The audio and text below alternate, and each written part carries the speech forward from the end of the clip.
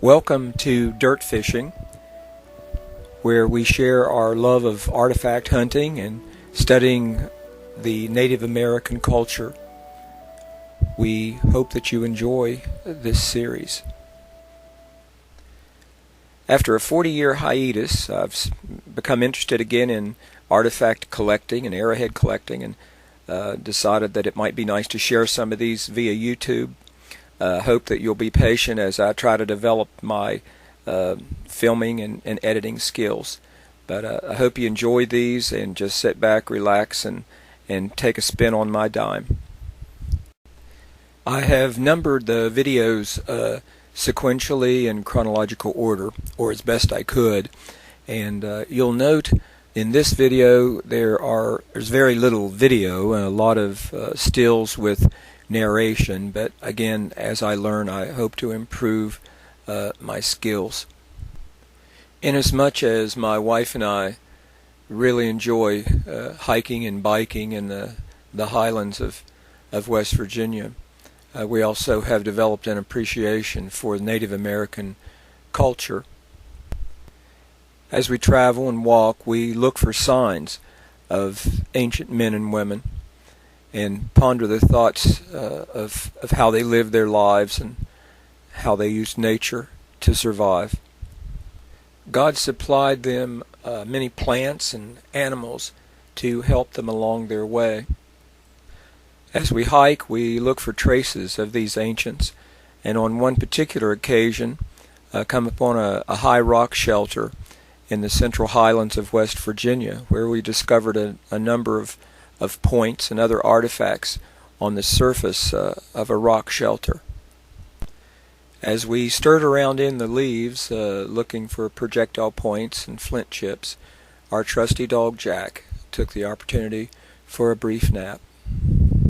My wife had very keen eyes that day, inasmuch as she found 3 points before I found anything. These were her first finds, and before I knew it, she was as much in love with hunting for these things as I was.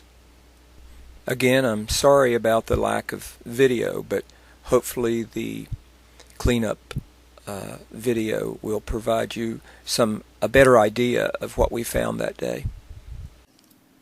This is a cleanup video from a May 13th, 2011 outing with the wife and the dog.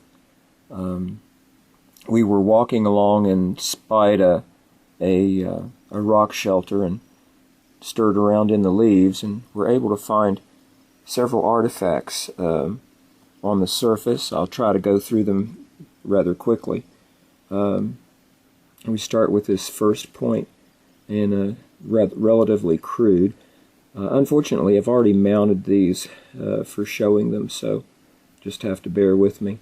The black point there in the middle, probably maybe a Brewerton or a buffalo stemmed, made from canal black flint, sometimes associated with early woodland habitation. The gray one there is perhaps a kirk, a side-notched point. The next one is perhaps another kirk. It's also canal black flint, perhaps a late archaic period point. The one here on the far right there that's split, I actually found that in 2 pieces, and was several weeks before my niece's husband put them back together again. Interesting nonetheless. Also canal black flint. Very crude little point here. Another side-notched point, perhaps a kirk or a big sandy, associated with mid to late archaic period. This is a canal black flint, bifurcated, maybe a LaCroix or St. Albans point. This one, I just really don't know, the reddish one. It may have been in a fire, or that may be the flint type. I can't tell the difference. The beige brown flint looks more like a type of flint maybe found in Kentucky. I'm just not familiar with it, and this too could possibly be a Brewerton point. Some of the other things that we found were, this was a piece of almost translucent flint. This one, shaped very much like a gun flint. Found a piece of hematite. You can see how it was squared off as if someone had been sanding it off, much like you would grate a carrot to retrieve the dust and make paint for their faces. A couple of the gray one there is a flint chip. The other one, perhaps an awl. Again, an interesting color of flint. A little point off of a spear. Some sundry of scrapers there. A few flint chips just for the lithics.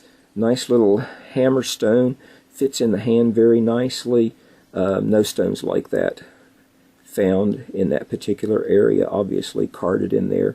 It's roughly about 2.5 inches long and about I would say 2.25 inches high.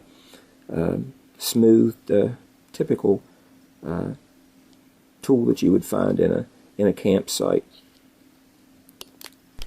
As we left the rock shelter that day, with our points in our pockets, you could almost hear voices calling out to you to come back and to visit them again. And in that same spirit, I'd like to invite you to come back and enjoy us in future videos.